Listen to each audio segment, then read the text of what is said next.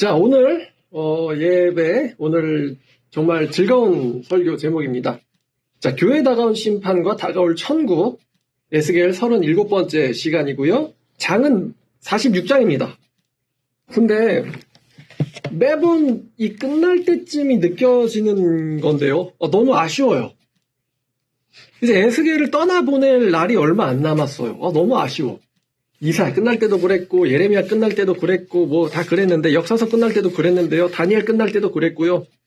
너무 서운하고 아쉽습니다. 영원히 함께 했으면 좋겠는데, 어쩌겠어요. 에스겔을 보내는 시간이 점점 가까이 오고 있습니다. 자, 46장이고, 제목은 예배라는 이름의 전 세계인의 축제입니다. 예배라는 이름의 전 세계인의 축제. 예배라는 이름의 축제. 근데 누구의? 전 세계인의 축제. 자, 여러분이 성경을 읽으시다가 감사제라는 단어가 나오면 주목해 주시길 바랍니다. 감사제. 여러분들한테 중요해요. 자, 먼저 지금 44장부터 볼게요. 44장 1절부터 2절. 44장 1절 2절. 그가 나를 데리고 성소의 동문을 향한 바깥문에 돌아오시니 그 문이 닫혔더라. 여호와께서 내게 이르시되 이 문은 닫고 다시 열지 못할지니 아무도 그리로 들어오지 못할 것은 이스라엘 하나님 나 여호와가 그리로 들어왔음이라. 그러므로 닫아둘지니라. 하나님이 성전 동문은 닫아둬라. 그러니까 성전에 안뜰벽이 있고 바깥벽이 있잖아요. 그러니까 각 벽마다 문이 3개씩 있기 때문에 총 문은 6개가 있습니다. 근데 동쪽 문은 닫아두시래요. 왜냐? 하나님의 영광이 동문으로 들어오셨어요. 동문으로 들어오셨기 때문에 하나님께서 이제 이 성전에서 나가실 생각이 없습니다. 나가실 일도 없다라고 하나님은 뭐 전지전능하시잖아요. 내가 이 성전을 나갈 일은 없다. 그러니까 닫아둬라. 안 나갈 거니까. 근데요, 이 동문을 닫는다라는 게 동문을 완전히 폐쇄하겠다라는 말은 아닙니다. 3절을 보니까 이 왕인 까닭에 이 안길로 이 문 현관으로 들어와서 거기에 앉아서, 그래서 왕도 쓰는 문이 바로 이 동문입니다. 동문이라면 왕과 여호와의 전용문이라고 할 수 있겠죠. 근데 여호와는 나가실 일이 없고 이제 왕만 씁니다. 이 문은. 자, 46장으로 가죠. 46장. 주 여호와께서 이같이 말씀하셨느니라. 안뜰 동쪽을 향한 문은 일하는 엿새 동안은 닫되 안식일엔 열며 초하루에도 열고. 자, 이 동문은 6일 내내 닫아두지만 안식일에는 열고 초하루에도 연대요. 안식일에도 열고 초하루에도 연다. 왜냐? 군주가 바깥문 현관을 통하여 들어와서 문벽 곁에 서서 제사장은 그를 위하여 번제와 감사제를 드릴 것이요. 이 군주를 위한 번제와 감사제가 있습니다. 언제 있냐면요. 안식일과 초하루에 있어요. 안식일과 초하루에. 감사제를 드릴 것이요. 군주는 그 문 통로에서 예배한 후에 밖으로 나가고 그 문은 저녁까지 닫지 말 것이며. 자, 재밌는데요. 왕을 위해서 또 백성들을 위해서 동문을 열어놓습니다. 언제? 안식일과 초하루예요. 언제까지? 저녁까지요. 저녁까지. 자, 저녁까지 문을 열어둡니다. 근데 왕이 어디서 예배를 드리냐면요. 자, 문벽 곁에 서서, 이 문이, 그 문벽이 두꺼워요. 안뜰벽이. 그 안뜰 성전 문벽에 서가지고 예배를 드려야 됩니다. 군주가요. 그럼 군주가 서 있는 시간, 군주가 그 안뜰 동문이 있거든요. 안뜰 동문에 머무를 수 있는 시간은 제한적입니다. 하루 종일 서 있는 게 아니에요. 안식일 내내 하루 종일 서 있는 게 아니고요. 또 왕이 들어갈 수 있는 공간도 제한적입니다. 왕은요, 안뜰 문까지만 들어갈 수 있지 안뜰로는 들어가지 못합니다. 안뜰 문까지만 들어갑니다. 그리고 여기서 왕이 어떤 자세로 예배를 드리냐면은 엎드린 상태로 예배를 드립니다. 엎드리다는 단어가 한글 성경엔 안 나오거든요. 근데 여기 지금 2절 마지막 줄을 보면은 예배한 후에라고 나오잖아요.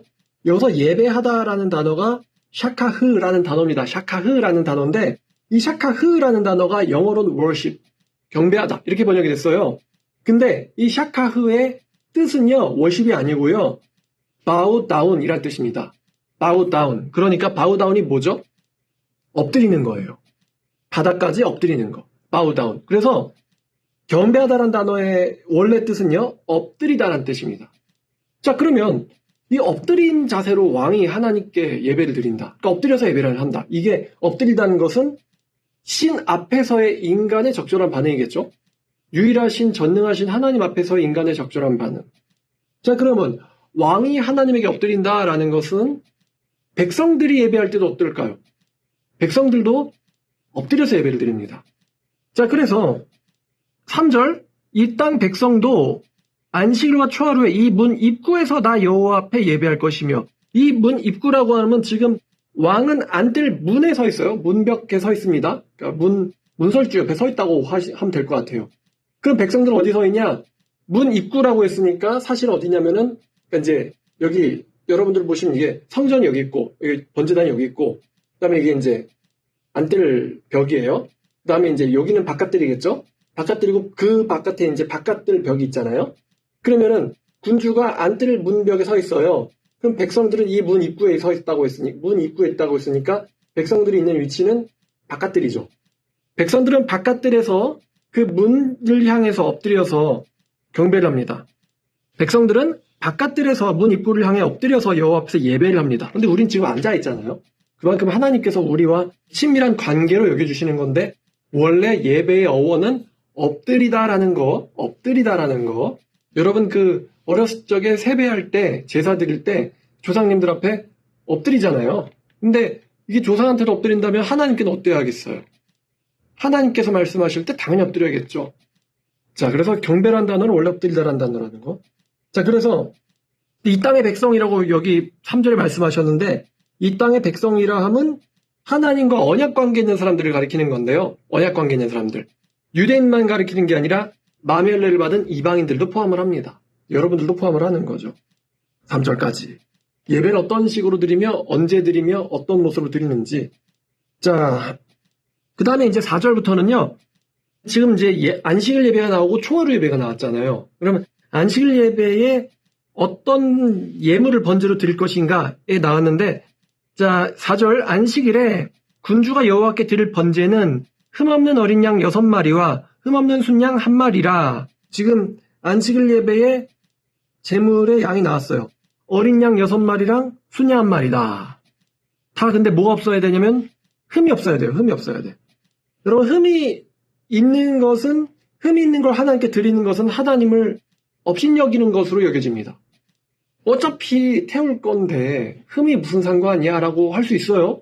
근데 여러분, 흠이 있다라는 걸 우리가 인지하는 순간, 우리가 알고 있는 순간 우리의 하나님에 대한 양심도 사실은 더럽혀진 거예요. 그렇죠? 모르면 어쩔 수 없죠. 모르는 건 상관이 없어요. 근데 흠이 있다라는 걸 인지한 순간 우리의 하나님에 대한 마음도 더럽혀진 거예요. 그렇죠? 그래서 흠이 없는 것을 드려야 됩니다. 자, 그리고 양을 드릴 때 밀가루를 같이 드려야 되는데 5절을 보니까 그 소재는 순양 1마리에는 밀가루 1에바요. 자, 지금 보니까 순양 1마리랑 어린 양은 6마리란 말이죠. 총 7마리가 드려지는데 순양 1마리에는 밀가루가 얼마요? 1에바요. 한 에바가 얼마냐면 22리터라고 말씀드렸어요. 22리터. 그 모든 어린 양에는 그 힘대로 할 것이며, 힘대로 한다라는 것은 어린 양 6마리에 대해서는 밀가루를 하나님이 정해주시지 않았어요. 얼만큼의 밀가루를 드려라 정해주시지 않았어요. 힘대로라는 것은 너희들 마음속에 생각하는 적당량이에요. 너희들 마음속에 생각하는 적당량. 자, 잠깐 우리 에스겔 성경 이렇게 킵을 해두신 다음에 고린도 후서 9장 가보겠습니다. 고린도 후서 9장 7절 먼저 볼게요. 자, 각각 마음에 정한 대로 할 것이요 인색함으로나 억지로나 하지 말지니 하나님은 즐겨대는 자를 사랑하시느니라. 자, 보니까 마음에 정한 대로 해라. 그러니까 얼만큼 낼까를 바울은 정해주지 않았어요. 정한 대로 할 것이요. 근데 인색함으로나 억지로는 하지 말래요. 근데 앞절을 보면은 이것이 곧 적게 심는 자는 적게 거두고 많이 심는 자는 많이 거둔다 하는 말이로다. 그러니까 적게 내는 자는 적게 거두고 많이 내는 자는 많이 거둔다. 그런데 그 다음 절을 보니까 인색함이나 억지로는 하지 말고 자기 마음에 정한 대로 즐겨내라라고 했습니다. 그럼 이거를 정리하면 어떤 내용이 되냐면은 하나님은요, 인색함이나 억지로 혹은 조금 내는 자를 싫어하십니다. 바울의 말을 가지고 보면 그래요. 인색함이나 억지로나 조금 내는 자를 싫어하세요. 그럼 뭐가 남았냐? 즐겁게 많이 내는 자를 좋아하십니다. 근데 어떻게 많이 내는데 즐거울 수가 있죠? 헌금을 많이 내는데 즐거울 수가 있나? 보통 여러분 생활이 팍팍해지면 뭐부터 주려고 합니까? 헌금부터 주려고 보통은 생각을 하죠. 근데 어떻게 많이 즐겁게 낼 수가 있지? 많이 즐겁게 내려면 마음속에 뭐가 있어야 될까요? 내가 일하고 여기에 대해서 이제 소출을 거두는 거가 누가 주시는 거라는 믿음이 있어야 될까요? 하나님이 주시는 거에 대한 믿음이 있어야지 많이 즐겁게 낼 수가 있어요. 믿음이 없으면은 많이 즐겁게 못 냅니다. 그러니까 바울이 아까 조금 심는 자는 조금 거둔다 그랬잖아요. 조금 심는 내가 하고 거두는 건 주님이 주시는 만큼 거두는 거잖아요. 주님이 주시는 만큼. 그래서 여기에도 이제 이 믿음의 원리 원칙이 들어가 있는데, 그러면 다시 돌아가 봐서 이 에스겔 종말 성전은 언약 백성만 모여있단 말이에요. 여기는 이제 가라지가 없어요. 언약 백성만 모여있습니다. 하나님을 정말 사랑해서 이 천년왕국에 참여하게 될 사람들만 모였단 말이죠. 그러니까 사실은 가라지도 없고 알고만 있는 거예요. 쭉정이도 없고. 그러니까 이 예배가 얼마나 즐거울까. 자, 다시 이제 돌아와서 46장입니다. 46장. 저는 그냥 성경에 있는 얘기대로만 하는 겁니다. 제가 성경에 없는 이야기 하진 않죠. 에스겔 46장 7절. 밀가루 한 에바이고 어린 양에는 힘대로 밀가루를 낼 것이고, 근데 기름을 그러면 밀가루랑 더불어서 기름을 또 내야 되는데요. 밀가루 한 에바에 기름 한 흰이다라고 말씀을 하고 계세요. 근데 이 밀가루랑 기름이 얼마치인지는 제가 지난 시간에 알려드렸죠. 얼마치인지는. 근데 제가 오늘은 관심 가진 게 이 밀가루 한 에바에 기름 한 흰이요. 이게 45장에서도 나왔거든요. 이게 45장 24절을 보니까 45장 24절에 자, 순양 한 마리도 한 에바며 밀가루 한 에바에는 기름 한 흰이다라고 나와 있잖아요. 이게 또 나왔어요, 이 말이. 그럼 저는 뭘 생각했냐? 제가 안 그래도 최근에 묵상하고 있는 음식이 하나 있습니다. 그게 바로 해물파전이에요. 꿈속에 나왔어요. 꿈속에 해물 부친 게 나왔습니다. 안 그래도 이렇게 나와 있는데 갑자기 밀가루랑 기름이 나왔잖아요. 또 떠오른 거예요. 그래서 이거 밀가루 한 에바에 기름 한 흰이다. 이걸 보고는 이게 자꾸 반복되니까 뭔가 있는 거 아니야? 이런 생각이 드는 거예요. 그래서 혹시 이거 황금 비율인가? 황금 레시피인가? 왜냐면 두 번이나 나왔잖아. 45장에도 나오고 46장 7절에도 나오고. 근데 여러분, 그럼 제가 이과생이잖아요? 그럼 뭐랄까? 계산을 하겠죠? 밀가루의 비중이 1kg당 지금 여기 성경은 우리한테 리터 단위로 알려주고 있잖아요. 근데 우리는 리터 단위로 밀가루 계량 안 하고 무게로 계량을 한단 말입니다.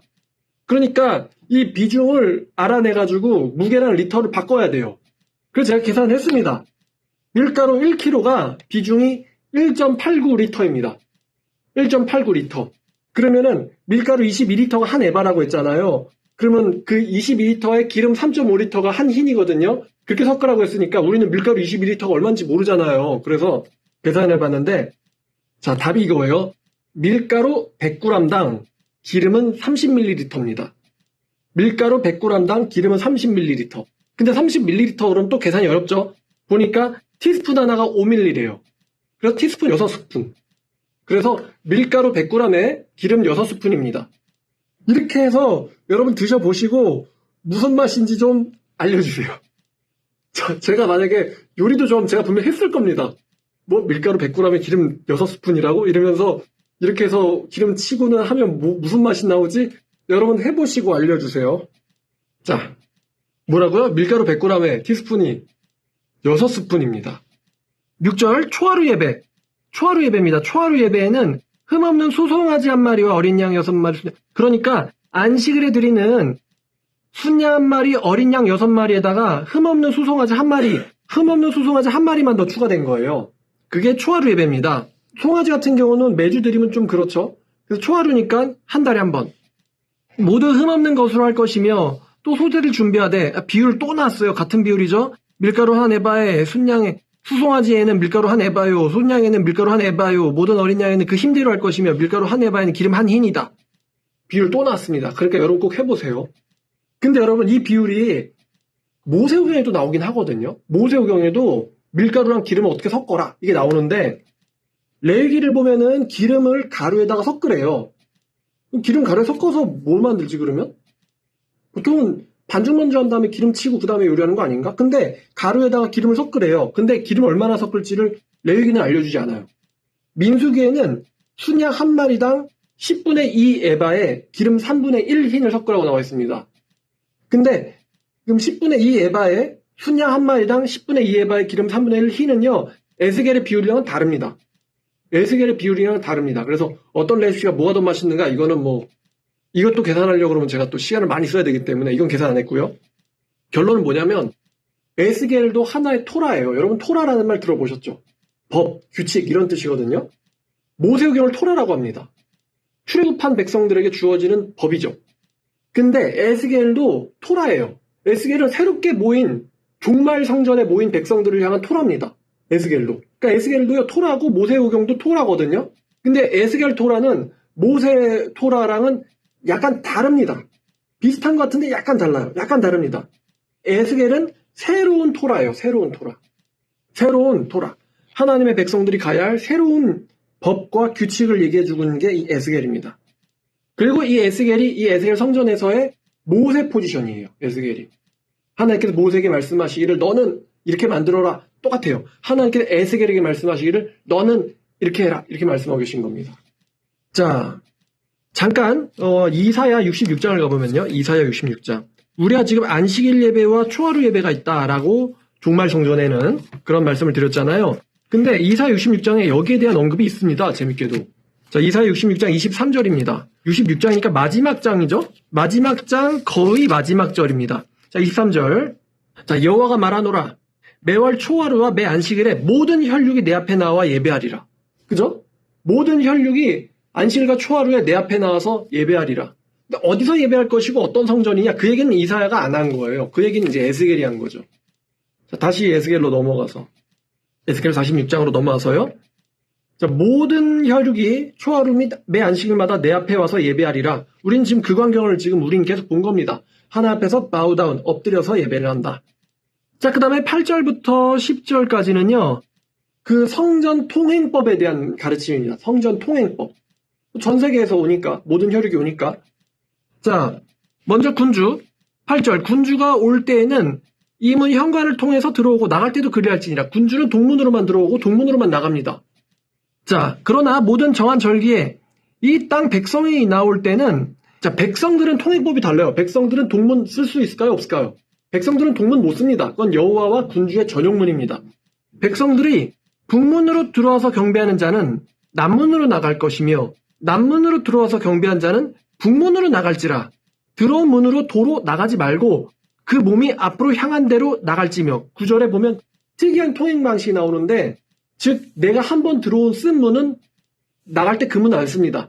여러분이 쓸 수 있는 문은 북문 혹은 남문이거든요. 북문으로 들어왔으면 남문으로 나가고 남문으로 들어왔으면 북문으로 나가라. 이게 백성들의 통행법입니다. 혹시 여러분들 가시게 되면 기억해 두셔야겠어요. 자, 그러면 왜 이런 규칙을 정해주셨는가? 어떤 학자는 수많은 사람들이 몰렸을 때 들어온 문으로 다시 나가려고 그러면은 동선이 꼬이고 뭐 압사사고가 일어날 수가 있다. 이런 이야기를 하는 학자도 있어요. 근데 저는 우리는 그냥 통행을 하고 가는 게 아니라 그러니까 무슨 미술관, 박물관 이게 아니고 우리는 와서 예배를 한 다음에 예배를 한다는 건 한참 동안 멈춰 있다는 뜻이잖아요. 한참 동안 멈춰 있다가 그 다음에 나가거든요. 근데 좀 이따 드릴 설명인데 예배만 하고 우리 그냥 가지 않습니다. 아까 제가 예배라는 이름에 뭐라 그랬죠? 축제라고 했잖아요. 축제를 그냥 가면 안 되지. 축제에 갔으면 뭐 해야 돼요? 마트에 갔으면 뭐 해야 돼? 일본에서. 먹어야지. 축제인데. 축제에 먹는 게 빠지면 되나? 자, 그래서 동선이 꼬여서 압살까봐 라는 건 전 좀 아닌 것 같고 제 생각이 이래요. 9절 하반절에 보면은 들어온 문으로 도로 나가지 말고 몸이 앞으로 향한 대로 나가라고 했잖아요. 이거는 뭐냐면은 몸을 돌리지 말고 앞을 향해라 라는 것은 여호와를 신앙하는 백성의 마음의 자세랑 관련돼 있어요. 여호와를 신앙하는 백성의 마음의 자세랑 관련돼 있습니다. 이렇게 여호와를 보러 와가지고 이렇게 등을 돌리고 가지 말라는 거예요. 이렇게 보고 그대로 가라. 이게 여호와를 향한 백성의 마음의 자세를 가리키는 것 같습니다. 근데 성경은 왜 이렇게 해라라고 말하지 않아요. 다만 몸을 돌리지 말고 그 몸이 앞으로 향한 대로 가라. 이게 너희의 삶의 방식이라는 거예요. 여호와를 보러 왔으면은 그대로 직진해라 이거예요. 여호와를 보러 왔으면 여호와를 보고 그대로 직진해서 이제 세상으로 나가라 이런 거겠죠. 여호와를 보러 왔는데 여호와로부터 몸을 돌려가지고 세상으로 가지 말라예요. 여호와를 보러 왔으면은 여호와를 보고 그대로 앞으로 직진해라. 이게 아마 여러분들의 삶의 자세랑도 관련이 있지 않을까요? 자, 그 다음에 10절 군주가 어떻게 통행하냐? 군주는 무리 가운데에서 들어와야 됩니다. 군주는 무리 가운데 있어서라고 나와 있는데요. 군주는 무리들 가운데서 들어오며 그들이 들어올 때에 들어오고 그들이 나갈 때에 나갈지니라. 이게 무슨 말이냐면요. 군주는요, 백성들이 있는 가운데서 들어와야 됩니다. 그리고 백성들이 있는 가운데서 나가야 됩니다. 이 얘기는 다시 말하면요, 왕이 백성들 없이 단독으로 성전을 배회하는 일은 없어요.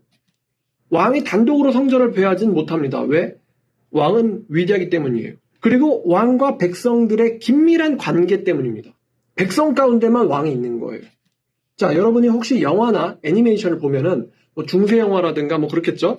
그러면 왕의 성의 테라스에서 백성들한테 명령을 내릴 때 있잖아요. 명령을 내리거나 선언을 할 때 왕이 백성들보다 먼저 와가지고 테라스에서 기다리지 않습니다. 백성들이 모여 있고 왕이 그 다음에 등장을 하죠. 그리고 선언한 후에 백성들이 다 집에 갈 때까지 왕은 기다리지 않습니다. 선언하고 그 다음에 왕은 바로 퇴장합니다.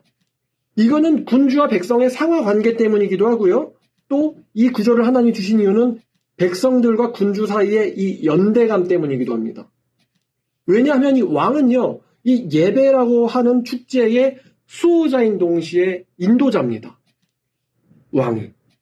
11절은 아까 얘기한 그 황금 레시피 한 번 더 언급하는 거고요. 자, 12절.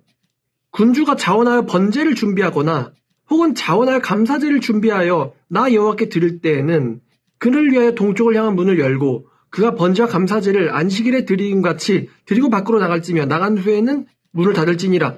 군주는 언제든지 자원하는 마음으로 감사제를 드릴 수가 있습니다. 제가 여러분들에게 혹시 설교 처음 할 때 감사제란 말을 주목하라고 한 적 없나요? 감사제를 군주는 자원해서 드릴 수가 있다. 군주는 동문으로 들어와서 동문에서 감사제를 드리고요. 원하는 때 감사제를 드릴 수가 있어요. 근데 감사제를 제가 여러분들에게 주목하라고 얘기한 이유는 감사제가 바로 뭐냐면은 축제이기 때문이에요. 군주의 감사제는 감사제 이꼴 축제라고 생각하시면 됩니다, 여러분은. 자, 13절부터 매일 드리는 아침마다 드리는 제사가 있어요. 아침마다 흠없는 어린 양 한 마리를 번제를 갖추어서 나 여호와께 드리고 아침마다 흠없는 어린 양 한 마리를 번제를 갖추어서 드리고요. 여기서 그것과 함께 드릴 소제를 갖추되 밀가루 6분의 1 에바와 기름 3분의 1 흰을 섞을지니 이는 영원한 규례로 삼아 항상 나 여호와께 드릴 소제라. 모세에는요 하루에 2마리를 드립니다. 에스겔은 하루에 1마리 드려요. 모세는 하루에 2마리, 아침에 1마리, 저녁에 1마리. 그리고 밀가루를 10분의 2 에바와 2분의 1 흰의 기름을 씁니다. 근데 에스겔은요 하루에 1마리, 밀가루 6분의 1 에바와 3분의 1 흰의 기름을 씁니다. 자, 이게 이제 섞인 기름이죠. 기름 3분의 14절에 보면은 기름 3분의 1 흰을 섞을 것이니, 그러니까 기름 섞인 반죽이죠. 자, 여기 보면은 또 매일 드리는 제사가 있구나. 근데 이게 영원한 규례래요. 영원한 규례. 매일 드리는 제사는 영원한 규례다. 그럼 우리가 안식일에도 잡아야 돼, 초하루에도 잡아야 돼, 또 매일 잡아야 돼. 그러면은 짐승이 남아날까? 이렇게 설교 준비하면서 양이 남아나나? 이런 생각 잠깐 했었어요. 근데 하나님께서 회복시켜주시는 때잖아요. 이 종말 성전의 때는. 그럼 우리가 한번 매일 식당에서 소비하는 소나 돼지의 양을 생각해 보세요. 그런 거 생각해 보면은 매일 드려지는 이 어린 양 한 마리는 사실은 아무것도 아니죠. 우리는 많이라고 생각하는데 우리가 매일 고기 먹는 거 생각해 보면 아무것도 아닙니다. 한국인들 전체가 식당에서 소비하는 고기의 양을 생각해 보면요. 오히려 굉장히 적게 하나님께서는 받고 계신 겁니다. 적게 받고 계세요. 자, 이게 영원한 규례다. 자, 15절 이같이 아침마다 그 어린 양을 밀가루와 기름을 준비하여 항상 드리는 번제물로 삼을지니라. 영원한 규례. 자, 그 다음에 이제 어떤 이야기가 나오냐면 휘년 이야기가 나옵니다. 휘년 이야기. 여러분 휘년에 대해서 아시죠? 이 레위기 25장 가보겠습니다. 레위기 25장 10절. 자, 10절을 보면 너희는 50년째 해를 거룩하게 하여 그 땅에 있는 모든 주민을 자유를 공포하라. 이 해는 너에게 휘년이니 너희는 각각 자기의 소유지로 돌아가며 각각 자기의 가족에게로 돌아갈지라. 자, 지금 휘년 자유의 해거든요. 근데 레위기에도 휘년이 나오는데 여러분 휘년에 28절을 보면 레위기입니다. 28절을 보면은 자기가 물을 힘이 없으면 급한 것이 휘년에 이르기까지 산자의 손에 있다가 휘년에 이르러 돌아올지니 그것이 곧 그의 기업으로 돌아갈 것이니라. 휘년에 땅은 원주인에게로 돌아갑니다. 희년의 땅은 원주인에게로 돌아가고요. 그러면 10절에는 우리가 방금 10절 읽었잖아요. 종은 자유롭게 되고 땅은 원주인에게로 돌아간다. 그러니까 사람과 땅이 원주인으로 돌아가고 자유롭게 된다가 희년이거든요. 그럼 희년은 무슨 거냐면은 55절 지금 레위기 보고 있습니다. 레위기 25장 55절을 보면은 이 이스라엘 자손은 나의 종들이다. 그들은 내가 애굽 땅에서 인도해낸 내 종이요 나는 너의 하나님 여호와니라 라는 말씀 있잖아요. 그 희년은 뭐냐면요. 이스라엘 땅은 누구 거다? 여호와 하나님의 것이다. 이스라엘 백성들은 누구 거다? 여호와 하나님의 것이다예요. 그러니까 너희들과 너희들의 소유물은 내 것이다. 이게 희년의 사실 정신입니다. 이스라엘 백성들의 땅과 백성들은 내 것이다. 그러니까 너희가 함부로 그들의 자유를 착취하지 못하고 그들의 소유를 뺏을 수가 없다. 이게 희년 정신이에요. 왜? 땅과 사람은 내 거니까. 그러니까 원래대로 돌려보내라. 이게 희년인데요. 자, 그럼 열왕기상 21장을 가보죠. 열왕기상 21장. 여기 이제 아합과 나봇이 나오는데 땅과 백성들이 누구 거라 그랬어요? 하나님 거라 그랬어요. 근데 어서 와. 하나님 거를 빼앗은 사람이 어떻게 될까? 열왕기상 21장을 보면요. 이 나봇의 포도원을 2, 3절을 보니까 아합이 나봇에게 말하여 이르되 네 포도원이 내 왕궁 곁에 가까이 있으니 내게 주어서 채소밭을 삼게 하라. 내가 그 대신에 더 아름다운 포도원을 너에게 줄 것이요. 만약에 좋게 여기면 그 값을 내가 돈으로 너에게 주리라. 그랬더니 나봇이 아합에게 말하기를 내 조상의 유산을 왕에게 주기를 여호와께서는 금하실 겁니다 하니. 그러니까 나봇이 땅은 여호와의 것이고요. 여호와께서 내 조상에게 주신 것이고요. 여호와가 주신 그 땅을 당신에게 주는 것을 여호와께서는 금지하실 겁니다.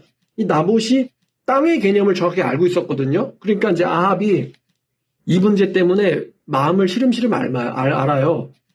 저 땅 갖고 싶은데 이러면서 이 얘기를 자기 마누라 이세벨이랑 얘기를 하다가요. 이세벨이 뭐 그러죠. 네가 왕인데 뭐 그 땅 가지고 고민하냐.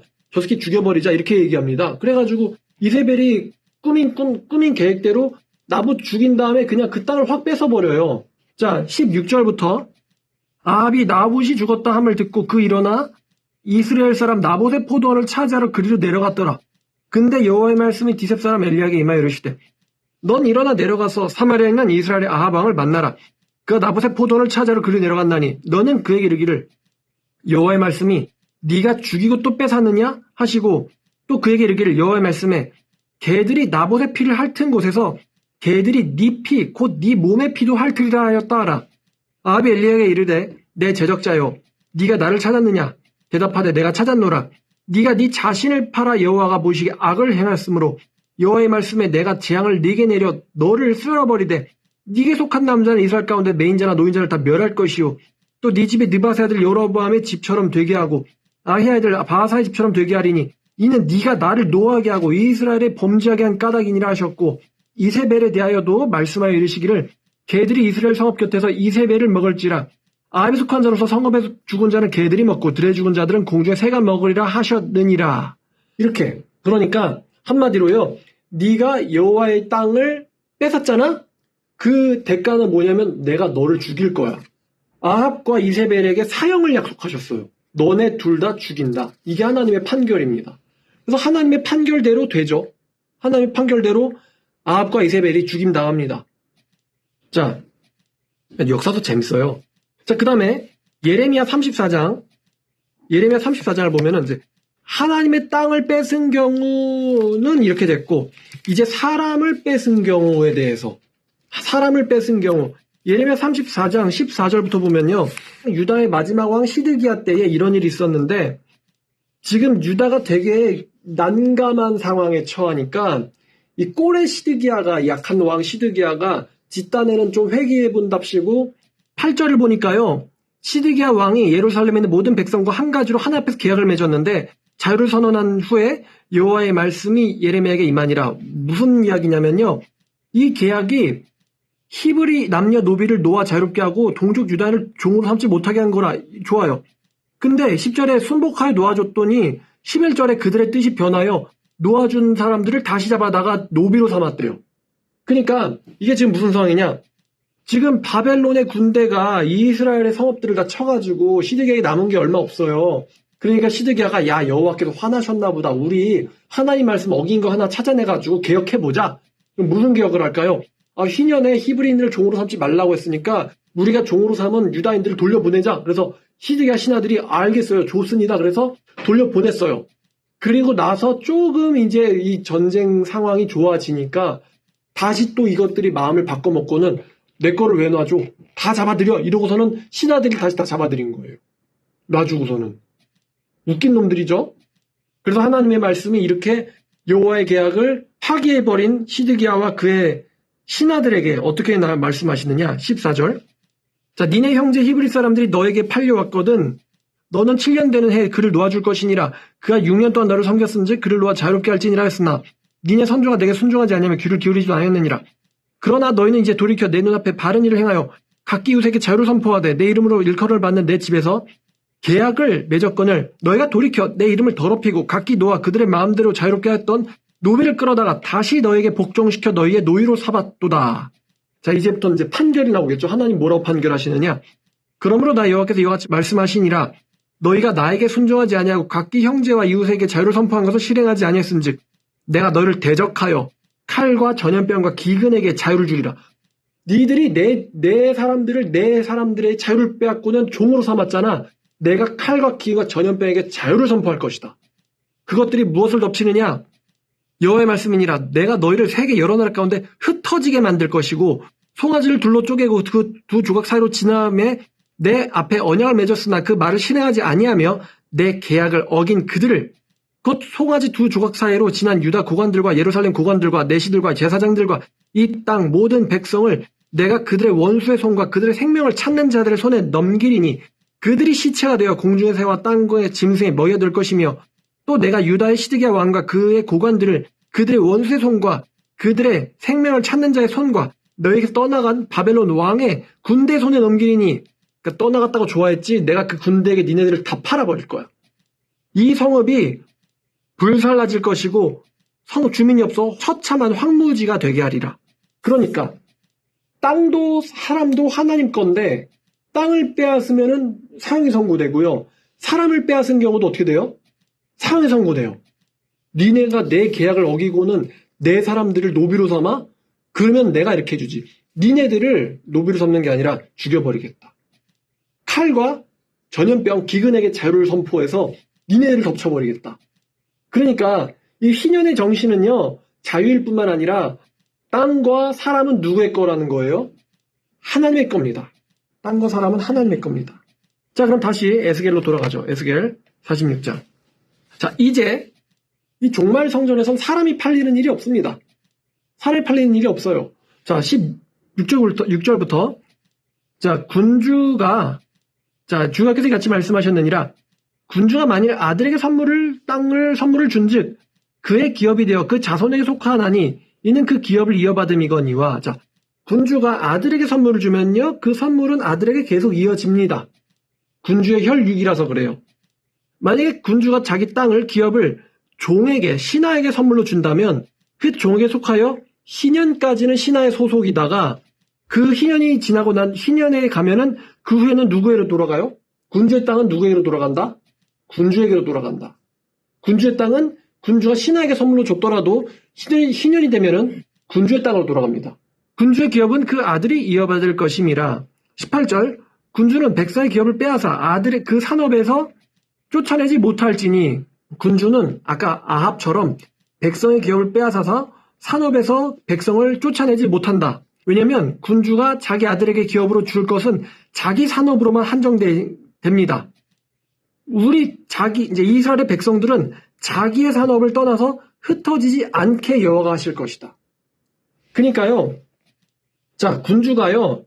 자기 땅을 신하에게 줄 수 있고 자식한테도 줄 수 있는데 자식한테 준 경우는 그대로 자식에게 가고요. 왜냐하면 그의 혈육이니까. 신하에게 준 경우는요. 희년이 되면 그 땅은 다시 군주에게로 되돌아옵니다. 그리고 군주는요. 백성의 땅을 빼앗을 수 없습니다. 왜냐하면 하나님은요. 그 땅을 그들에게 주셨고 왜냐하면 백성에게 땅이 없으면 어디로 가겠어요, 여러분. 내 땅에 내 집이 있을 거 아니야. 그 집을 뺏어버리면 내가 어디로 가? 딴 데 가야겠지. 흩어지겠죠. 근데 하나님의 약속은요, 자, 에스겔 11장 가보죠. 11장.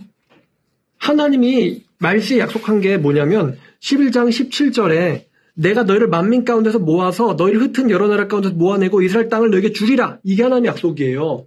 흩어진 너희들을 내가 이 땅으로 모아드릴 것이고 이 땅을 너희에게 줄 것이다. 이게 하나님의 약속이에요. 자, 28장 25절도 가볼까요? 28장 25절. 28장 25절. 주 여호와께서 이같이 말씀하셨느니라. 내가 여러 민족 가운데 흩어져 있는 이스라엘 족속을 모으고 그들로 말미암아 여러 나라의 눈앞에서 내 거룩함을 나타낼 때에 그들이 고국 땅 곧 내 종 야곱에게 준 땅에 거주할지라. 그들이 그 가운데 평안히 살면서 집을 건축하여 포도원을 만들고 그들에서 사방에서 멸시하던 모든 자를 내가 심판할 때에 그들은 평안히 살며 내가 그들의 하나님 여호와인 줄을 그들이 알리라. 하나님의 약속이 뭐냐면 내가 흩었던 자들을 모을 거라는 거예요. 내가 모으고 내가 그들의 조상에게 준 땅을 그들에게 주겠다예요. 그러니까 그게 약속이기 때문에요. 어떤 사람이든 그 땅을 빼앗을 수가 없어요. 그 종말 성전의 시대에는 하나님이 주신 그 땅을요. 그 누구도 빼앗을 수가 없습니다. 레위기에서는 뭐 팔리면 이런 경우가 있는데 팔리지도 않고 줄 수도 없어요. 왜? 그들을 흩지 않겠다가 하나님의 약속이에요. 내가 그들을 흩지 않겠다고 약속하셨고 더 이상 내 백성이 내가 그들에게 준 땅에서 흩어지는 일은 없을 거다가 이 종말 성전의 약속입니다. 자, 이게 이제 희년에 대한 가르침이고요. 자, 19절부터 24절까지. 자, 이게 좀 읽어보면은 이게 좀 뭔가 어려운 말씀 같은데 전혀 어렵지가 않아요. 이게 뭐냐면 자, 오늘 설교 제목이 예배란 이름의 축제입니다. 예배란 이름의 축제. 자, 19절부터 보면은 성전 안내자 천사가 있죠. 성전 안내자 천사가 나를 데리고 문곁 통행구를 통하여 북쪽을 향한 제사장의 거룩한 방에 들어가시니 그 방 뒤 서쪽에 한 처소가 있더라. 자, 제사장의 방 근처에 처소에 어떤 방이 또 하나 있습니다. 근데 이 방이 두 개가 있어요, 두 개. 19절에 제사장의 방이 두 개가 있습니다. 제사장 방 근처에 어떤 처소가 두 개가 있는데, 자, 그가 내게 이르시되 이는 제사장이 속건제와 속죄제 희생제물을 삶으며 속죄 제물을 구울 처소니 그들이 성물을 가지고 바깥에 뜰에 나가면 백성이 거룩하게 할까 함이니라 하시고. 자, 20절까지 뭐냐면요, 19절 마지막에 문장에 나오는 서쪽의 한 처소가 쉽게 말하면 뭐냐면 이게 제사장들이 제물을 삶고 구울 처소라고 말씀드렸잖아요. 오늘날의 말로 바꾸면요, 제사장을 위한 레스토랑입니다. 제사장을 위한 레스토랑. 제사장을 위한 레스토랑. 이 제사장들이 받는 그 양과 소와 이것들을 삶고 구울 레스토랑이에요. 제사장만을 위한 식당입니다. 근데 왜 제사장만을 위한 식당이 있느냐? 하나님이 제사장에게 주신 선물은 지극히 거룩하거든요. 이거를 들고 안뜰을 벗어나면 안 돼요. 제사장의 구역을 벗어나면 안 됩니다. 44장 19절을 가면 이미 이런 걸 우리가 배운 적이 있어요. 뭐냐면, 자, 제사장이 예배를 드릴 때, 제사 드릴 때 어떤 옷을 입거든요. 옷을 입는데 19절을 보니까 바깥들의 백성들에게로 나갈 때는요, 이 제사 드릴 때 쓰는 옷을 벗어가지고 안뜰에 있는 거룩한 방에 두고는 다른 옷으로 갈아입어야 된다고 말씀이 나왔습니다. 왜냐? 이 옷, 제사 드릴 때 쓰는 이 옷을 가지고 입고 바깥들로 나가면 바깥들은 이제 백성들 있잖아요. 백성들이 그 옷을 볼까봐. 그 옷으로 백성을 거룩하게 할까봐. 그래서 그 옷은 안뜰에서만 입고 안뜰에서 벗고 일상복으로 갈아입고 나가야 돼요. 그럼 마찬가지로 제사장에게만 주어지는 지극히 거룩한 성물은 제사장만 먹을 수 있는데 그걸 요리해야 될 공간이 있어야 될 거 아니에요. 그래서 제사장들만을 위한 레스토랑이 있고 거기서만 먹고요. 그 성물을 들고는 바깥들로 나갈 수가 없어요. 왜냐하면 그렇게 되면 백성들이 거룩해질까봐. 그럼 이게 무슨 말이냐? 여러분, 이게 제가 이 44장 설교할 때 뭐라고 했냐면요, 거룩의 등급이 있다고 말씀드렸습니다. 제사장의 거룩 등급이 다르고 레위인의 거룩 등급이 다르고요. 이스라엘 백성, 일반 백성들의 거룩 등급이 다릅니다. 이스라엘 백성이라고 해도 성물을 막 만질 수가 없어요. 예를 들어서 법궤를 제사장이 매면 되는데 이 법궤를 우사가 만지면 돼요, 안 돼요? 안 됩니다. 죽어요. 거룩한 이스라엘 백성이라도 법궤를 만지는 일은 금지되어 있습니다. 법궤는 제사장이 만져야 돼요. 따라서 이스라엘 백성이라고 해도 일반인의 성물 접촉은 금지됩니다. 거룩의 등급이 있고 우리는 이 거룩의 등급을 침범해서는 안 됩니다. 침범해서는 안 돼요. 하나님, 이 거룩의 등급 누가 정하는 거예요? 제가 정합니까? 제사장이 정합니까? 하나님이 정합니까? 하나님이 정하죠. 하나님이 거룩한 곳이야. 라고 하면 거긴 거룩한 곳인 거예요. 왕이라도 안뜰 문에서만 서 있어. 안뜰로 들어가면 안 돼. 그러면 왕이라도 거기까지만 가야 돼요. 근데 가끔 역사서 보면은 왕이 그냥 아이씨 뭐 제사장의 대수야 이러면서 지가 제사를 드리는 경우가 있습니다. 아니 뭐 안뜰이 별거야 이러면서 거기다 그냥 좀 그 뭐야 20타를 상 좀 세우지. 뭐 있으면 어때? 보기 좋잖아. 허한 거보다 낫지. 왕이라도 성전을 오염시키는 일은 안 돼요. 그럼 어떻게 됩니까? 얘는 하나님 보시기에 악한 왕이었다 그러면서 나중에 벌받아 죽습니다. 왕도 안 되는 건 안 되는 거예요. 왕도 안 되는데 하물며 백성은 어떻겠어요? 하나님이 여긴 거룩한 곳이다 라고 하면 거룩한 곳인 거고, 하나님이 이것은 거룩한 것이다. 성물, 거룩한 것이다 그러면 거룩한 것인 거고요. 하나님 이 사람들은 거룩한 사람이다 라고 그러면 거룩한 사람인 거예요. 성지, 성소, 그 다음에 성물, 그 다음에 성직. 근데 성직자 뭐 이러면서 내가 그냥 이렇게 하면은 돼요 안 돼요? 성직자 거룩하다 그러면 그 성직자 자체가 거룩해서가 아니에요. 하나님이 성직자는 거룩하다라고 말씀하셔서예요. 하나님이 성물 거룩하다 그러면 그 물건 자체가 거룩해서 그런 게 아니에요. 하나님이 그게 거룩하다라고 말씀하셔서예요. 하나님이 그 성지 거룩하다라고 하면 그 땅이 거룩한 게 아니라 하나님이 그 땅을 거룩하다라고 하셔서예요. 그리고 우리는 그거를 넘어가면 안 됩니다. 나답과 아비가 그랬던 것처럼 불은 다 같은 불이지 이러면 죽는 거예요. 그게 다른 불이라는 거는 나답과 아비가 알고 하나님이 알아요. 다른 사람은 몰라요. 똑같은 불이니까. 근데 누가 안다? 내 마음이 안다. 아까 제가 흠 있는 거 나만 알 수 있잖아요. 나만 알 수 있어. 근데 내가 흠이 있다는 걸 인지한 순간 이미 나와 하나님 사이의 관계는 금이 간 거예요. 그쵸?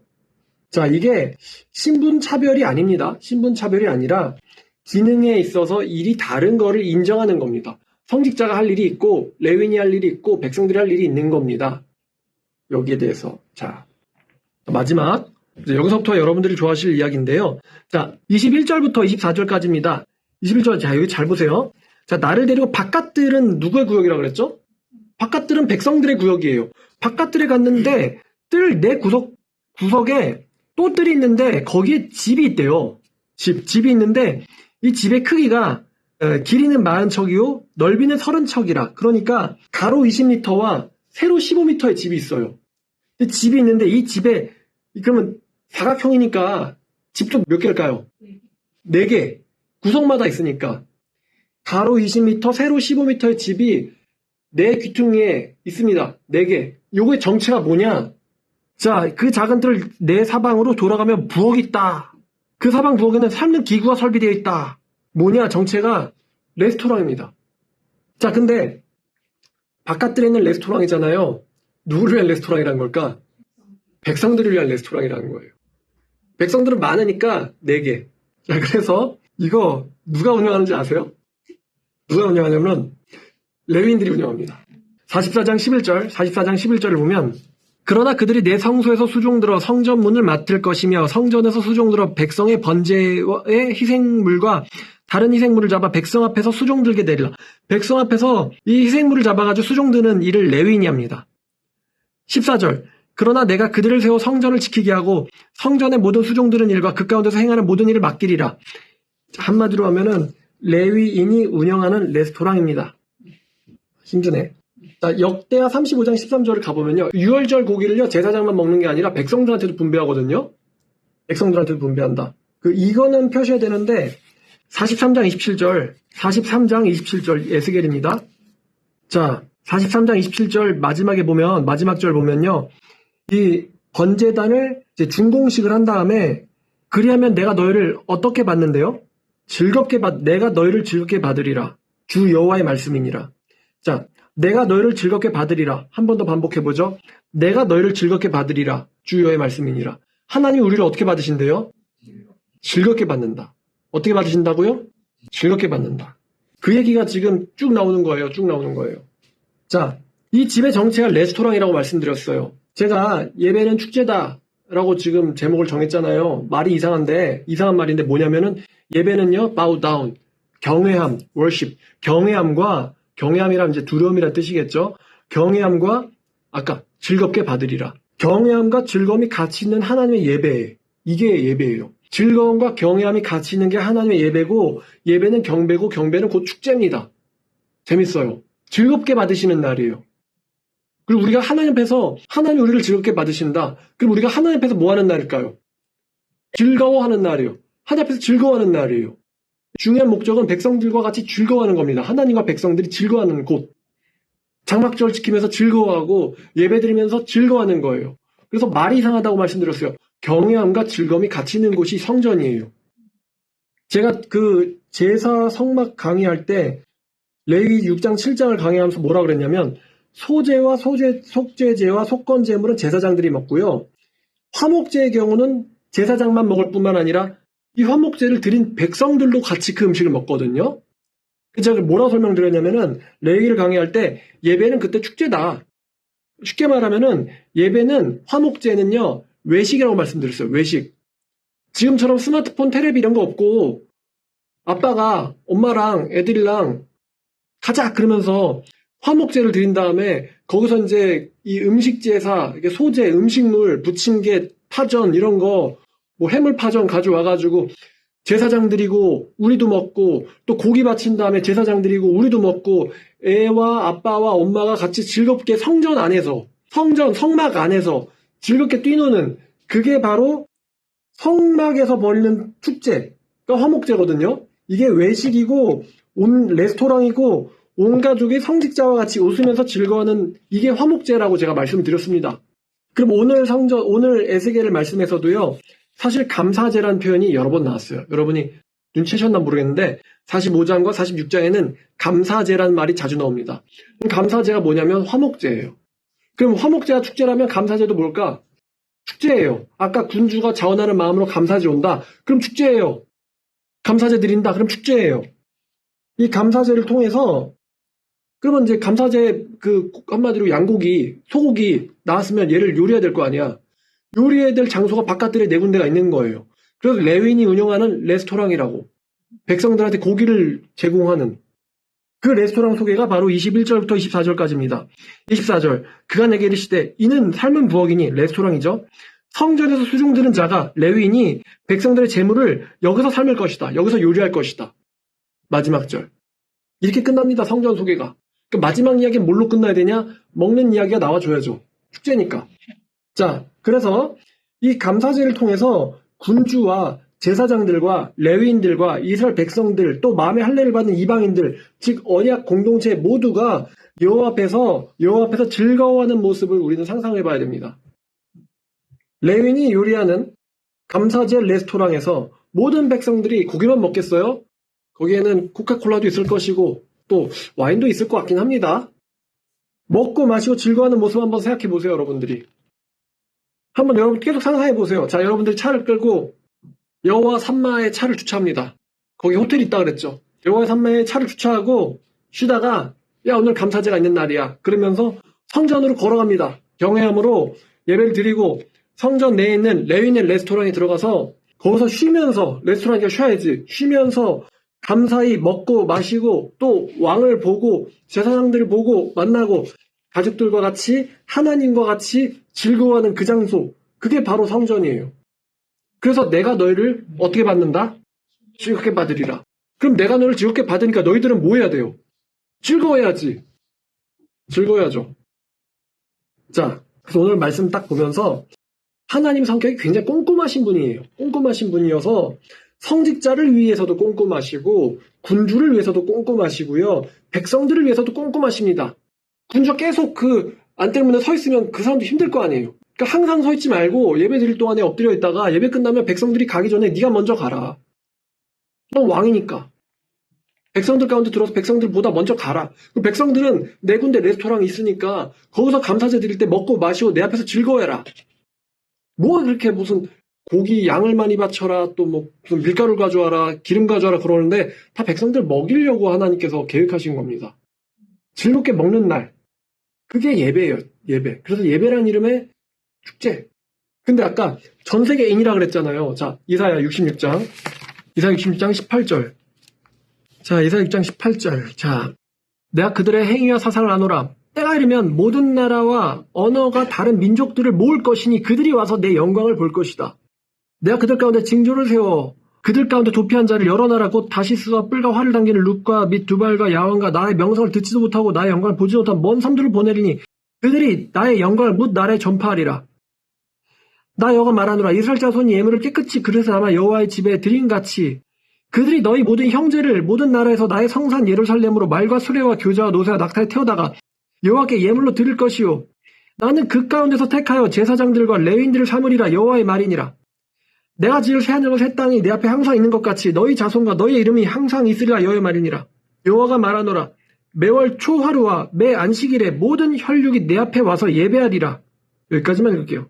모든 사람들이 모든 혈육이 와서 내 앞에 와서 예배하리라. 그러니까 여러분 이사야 예언이 완성되면 전 세계인들이 나에게로 나와서 어디로요? 오늘 우리가 공부한 이 에스겔 성전으로 나와서 하나님 앞에서 안뜰문 앞에서 안뜰문 들어가진 않아요. 안뜰문 앞에서 바깥들에 앉아서 예배할 것이고 예배 끝난 뒤에 레스토랑 가서 하나님과 제사장과 왕과 가족들과 다 같이 먹고 마시고 즐거워하는 그게 바로 이 여호와의 성전에서 일어나는 일들이라는 것입니다. 그러니까 이 성전이 전 세계의 여호와의 언약 백성을 위한 축제 장소라는 거예요. 전 세계의 언약 백성들을 위한 축제 장소. 그래서 오늘 말씀의 제목 예배란 이름의 전 세계인의 축제. 이게 2500년 전에 하신 말씀이니까 그렇지 이 미래에는 얼마나 시설이 좋겠습니까? 어차피 소고기는 소고기, 양고기는 양고기, 밀가루는 밀가루, 기름은 기름인데 얼마나 먹고 마실 거, 여기 마실 건 안 나오는데 거기에 뭐 탐스도 있을 것이고 콜라도 있을 것이고 사이다도 있을 것이고 여러분 기대해야 되지 않습니까? 환경오염도 없고 모든 게 풍족하고 모든 게 자유롭고 어느 누구도 여러분의 권리를 침해하지 않습니다. 왜냐면 여러분들은 하나님의 것이고 그걸 침해하는 자가 그곳엔 없어요. 인자 왕 앞에서 또 즐거워하시는 하나님 앞에서 즐거운 여러분들과 같이 이게 바로 에스겔 성전이다 이것입니다. 자, 기도하겠습니다.